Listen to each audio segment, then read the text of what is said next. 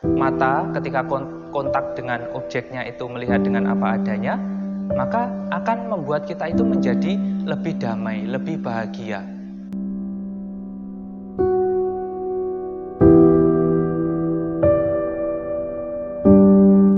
Sotehoto Namo Buddhaya.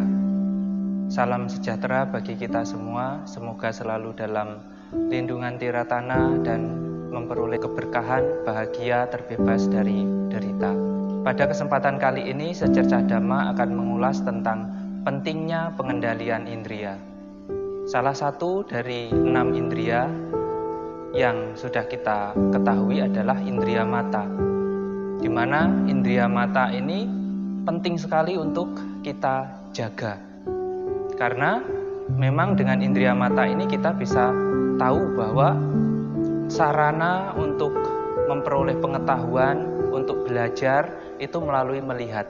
Oleh karena itu, sesungguhnya indria mata ini bisa dijadikan sarana untuk merealisasi kebahagiaan atau merealisasi kebebasan, atau sebaliknya, malah menjadi sarana untuk membawa kita semua pada penderitaan. Dan kita sendirilah yang menentukan sarana indria mata ini sebagai sarana untuk kebahagiaan atau kebebasan, atau bahkan malah menjadi penderitaan bagi kita. Karena dengan indria mata ini biasanya memunculkan hal-hal yang baik maupun yang buruk. Indria mata kontak dengan objeknya. Seperti halnya, contohnya kalau kita pernah melihat makanan berupa bakso mungkin. Ketika kita melihat makanan bakso dan pernah mencicipi, nah kita akan merasa menginginkan lagi kalau kita menyukai rasa bakso itu. Dan ketika melihat bakso, kita langsung terngiang-ngiang, wah saya pengen bakso.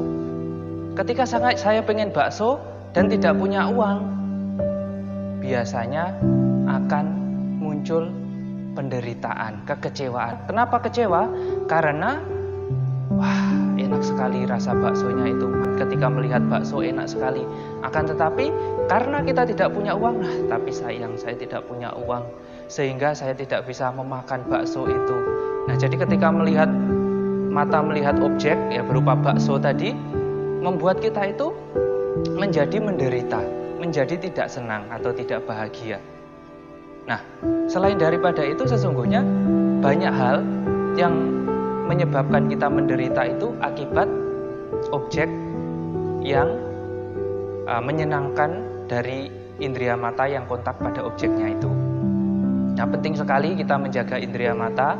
Kalau kita bisa menjaga indria mata ini, maka sesungguhnya memang ya akan muncul keinginan tapi bisa kita kendalikan. Akan muncul hal-hal yang mengingatkan kita pada kesenangan-kesenangan tapi bisa kita kendalikan. Kalau indria kita bisa kita rawat atau bisa kita kendalikan. Dan ini contoh dari penglihatan dari objek makanan. Demikian pula ketika melihat lawan jenis yang sangat cantik kalau bagi perempuan laki-laki, dan kalau bagi perempuan mungkin sangat tampan. Ketika kita melihat lawan jenis itu sangat cantik atau sangat tampan, maka memungkinkan kita muncul penderitaan. Karena apa? Karena memikirkan, wah dia itu tadi cantik sekali, wah dia tadi tampan sekali, sehingga sulit untuk tidur, sulit untuk makan, sulit untuk melakukan aktivitas. Karena apa? Karena terngiang-ngiang oleh cantiknya, tampannya seseorang tersebut. Nah, ini merupakan penderitaan yang muncul akibat dari penglihatan atau indria mata kontak dengan objeknya. Nah, lebih daripada itu, sesungguhnya masih banyak sekali contoh yang bisa kita ambil dari bahayanya kita tidak bisa merawat atau menjaga indria mata kita. Nah, penting sekali bagi kita bagaimana cara supaya bisa mengendalikan indria mata ini, karena kalau kita tidak bisa mengendalikan indria mata, maka penderitaanlah yang akan sering kita peroleh. Tapi kalau kita bisa mengendalikan indria mata, maka bisa memungkinkan kebahagiaan kita peroleh. Dan tidak hanya kebahagiaan, bahkan kebebasan pun bisa kita peroleh dengan cara indria mata kita itu kita jadikan sarana untuk melatih atau untuk belajar untuk terus menumbuhkan pengetahuan Dhamma. Sehingga karena mata ini kontak dengan objek yang baik-baik, mengakibatkan kita memperoleh hal-hal yang baik-baik. Atau boleh dikatakan karena penglihatan kita itu sesuai dengan Dhamma, nah maka kebahagiaan akan kita peroleh.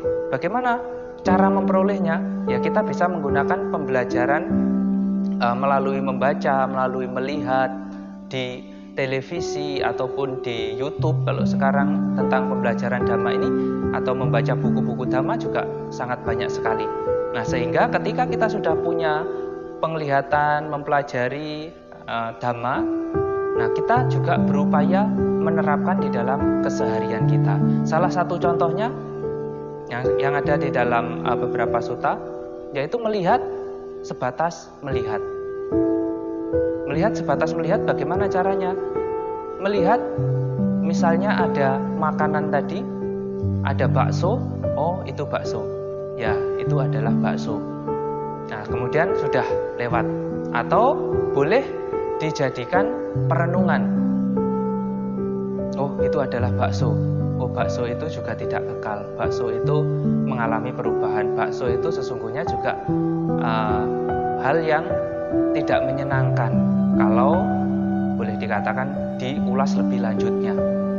Nah, jadi dengan melihat pemahaman salah satunya melihat mata ketika kontak dengan objeknya itu melihat dengan apa adanya, maka akan membuat kita itu menjadi lebih damai, lebih bahagia, lebih tentram. Nah, lebih daripada itu, selain hanya belajar, hanya membahas Dhamma, kemudian juga merenungkan, menerapkan ketika kita dalam kondisi seperti mungkin merenung atau meditasi atau yang lain sebagainya. Sehingga dengan kondisi perenungan itu kita mampu membawa pada kebebasan atau kebahagiaan. Semoga kita semua mampu mengendalikan indria mata kita, semoga semuanya terbebas dari derita, semoga semua makhluk hidup berbahagia.